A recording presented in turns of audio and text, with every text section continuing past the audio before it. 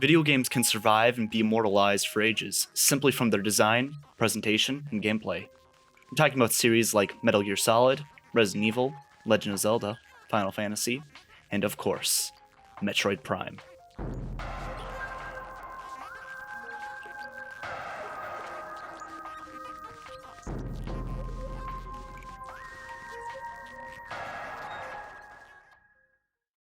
As you can guess, I wanted to talk about my recent revisit to Metroid Prime on stream, and what I think of it now after replaying it once again. Prime 1 is still regarded as something you can call one of the greatest games of all time. Prime 1 came out in 2002, 8 years after their previous entry, Super Metroid. And while I never dabbled or got much interest in Super Metroid until way later in my life, Prime 1 was that game I'd watch my brother give it tons of time to growing up. And that occasional day of me feeling brave, I would finally be able to play and beat it myself. This game managed to get these intense feelings of horror, isolation, and fear as you navigate a treacherous world, void of any friendly life. Now you might be asking, why the hell did you play as a kid then? Well, accompanying those feels, the game also gave me this mad wanderlust as I uncovered this beautiful world, overcame a variety of beasts, pirates, and abominations, and got stronger at each step of the way. Similar to Super Metroid 8 years prior, this game invokes emotions and atmosphere akin to the movie Aliens.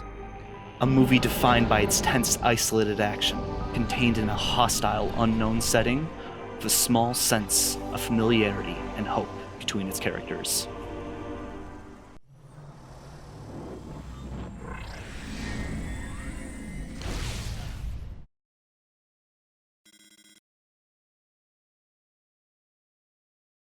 Metroid Prime was made by Retro Studios, a Texas-based studio which also developed the sequels, Prime 2 and 3, and currently developing the long-awaited fourth title in the series. Psst, Prime 2 is actually my favorite game of the series, and absolutely cannot wait to talk about it in the future. What was odd at the time was Nintendo handing off the franchise, normally developed in Japan, to an American team.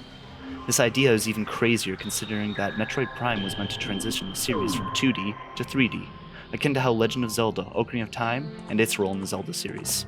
Now, let's not open the can of worms about how much I love Ocarina of Time, or even its sequel, Majora's Mask.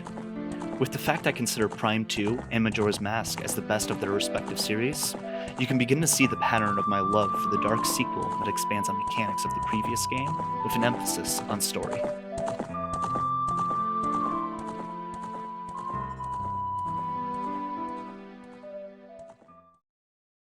The game kicks off with a single line of text. No dialogue, no exposition. You maneuver a massive space frigate that's in shambles after the experiments on fauna from the planet below go wrong. Some compound they found, Phazon, is changing the life they've captured here. You explore the last moments of the ship in this section, as the pirates are either dead, dying, or have fled to the planet below. You catch a glimpse of Samus' long-life adversary, the god of death himself, Ridley. From his near-fatal encounter of Samus in the previous game, Metroid Zero Mission, he is rebuilt as a cyborg, now donning the name Meta Ridley. We arrive in the overworld jungles of Talon 4 on a mission to hunt down Meta Ridley. The world seems serene, the ecosystem has been disfigured into a hostile shell of the formerly peaceful Bastion. Deeper in the world, we uncover the forgotten ruins of an old Chozo civilization, corrupted and killed by some great poison. As we explore deeper, we find a fiery underground mine and a serene winterland.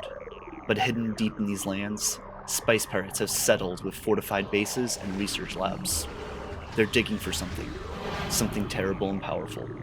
Whether it's the Chozo, the Federation, or space pirates seeking something powerful, at the root, there's always one entity: Metroids.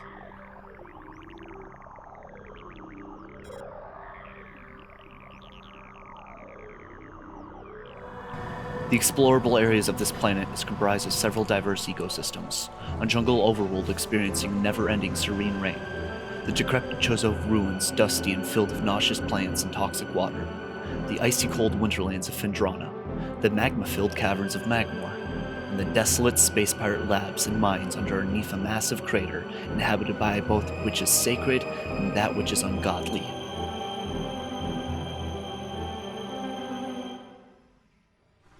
Each of these areas taking place in wildly different climates helps the differentiation. Every space also uses a completely separate color palette, creating even more visual distinction, complete with a fitting set of diverse and unique wildlife. For example, look at Fendrana's sexy ice bear dog thingy.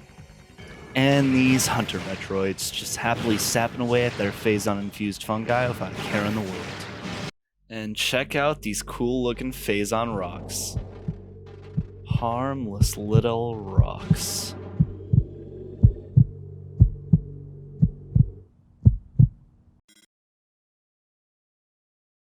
But what nails the amazing feeling of each level even more is the soundtrack. Prime's soundtrack acts as this perfect backdrop to each area, often establishing this calm, isolated atmosphere, but at times elevating it to a tempo where it pushes you onwards to march. Listen to the rhythmic chant of the Magmor caverns as you march throughout them, or the hollow percussions of the Chozo ruins as you uncover dust over their lore and artifacts. Or make yourself feel like you're sneaking around in a Metal Gear Solid title, the steady synth you find in the Phazon mines.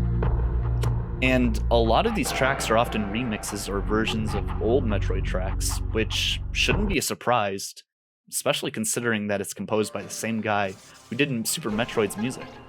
But what about the gameplay? Metroid Prime, at first look, might seem like an FPS shooter just from the perspective, but it's much more of a puzzle and exploration game. Whenever you're not blasting enemies, you're using all your weapons and abilities you've acquired to see how to proceed onwards. Talon 4 is this massive, maze-like play area that requires you to use your map and memory to progress. Hell, I'd even recommend taking notes about areas, just to make sure you help jog your memory. You often see some puzzle you just don't have the tools for as you pass by, and it can get pretty easy to forget it even exists when you obtain the means to solve it. There's a lot to do and find in this world, and a lot of it might not be required, but you often won't know until you explore it and discover it on your own. A lot of time is going to be spent on backtracking and revisiting old areas to open them up and progress into new ones. And if that's just not your cup of tea, Prime might not be the game for you.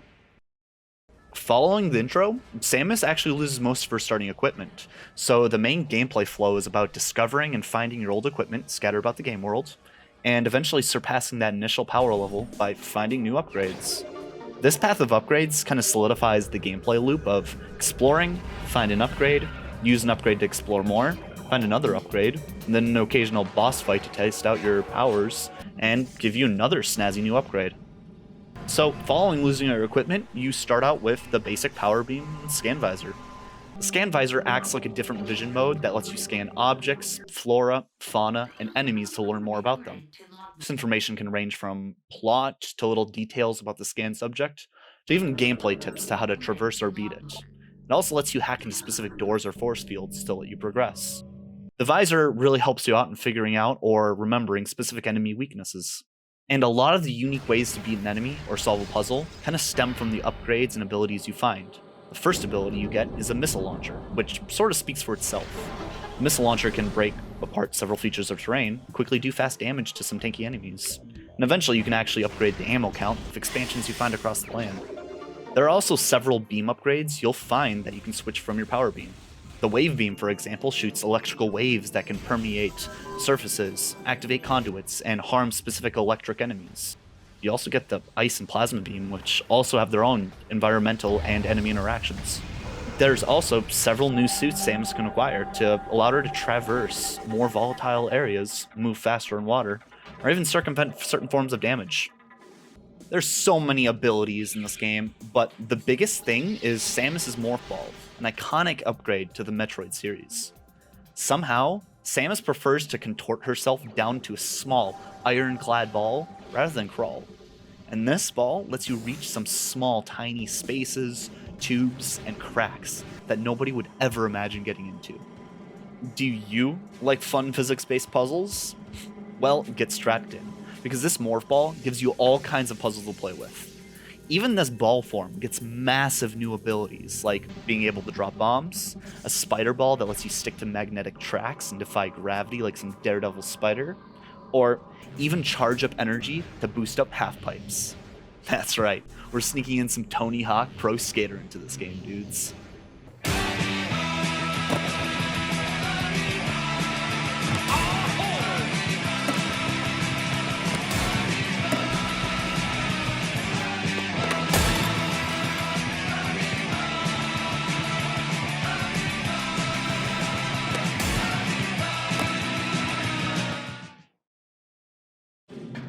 so much of what the developers did with these puzzles allowed it to revolve around this single form, and it feels phenomenal. Like we talked about, the game feedback loop of solving puzzles and the upgrade system is what makes playing Prime for the first time and replaying it several other times over so addicting. You know how you love solving a Sudoku puzzle and can feel exhilarating? Now imagine that times 100 as a badass bounty hunter in space.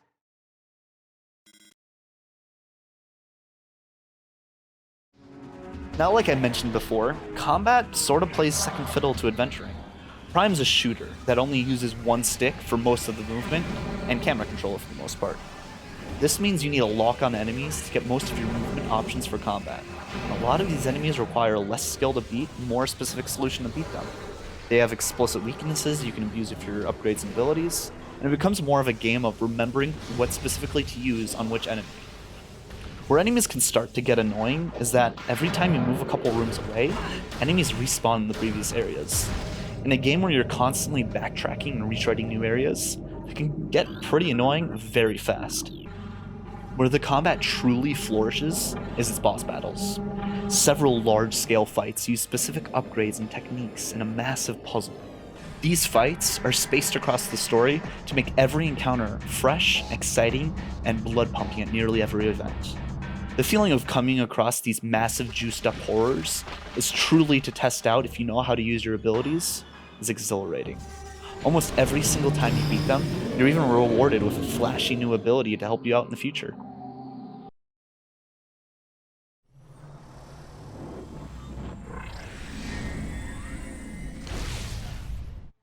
Metroid Prime 1 is still such a treat to enjoy and love even today.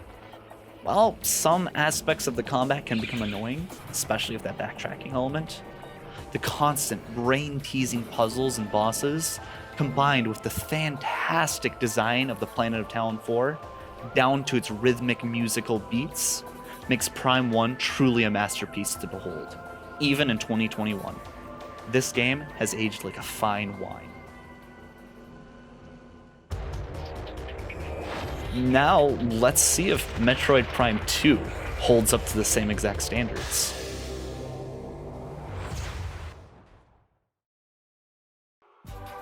Hey, Zero here.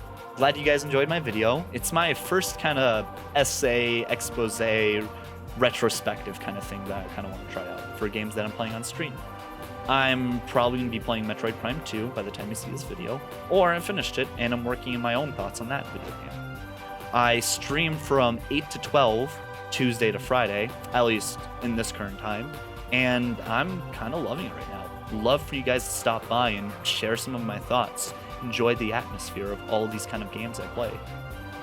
Thank you again for watching, and I hope to see you guys in either my stream or next videos. Peace out, dudes.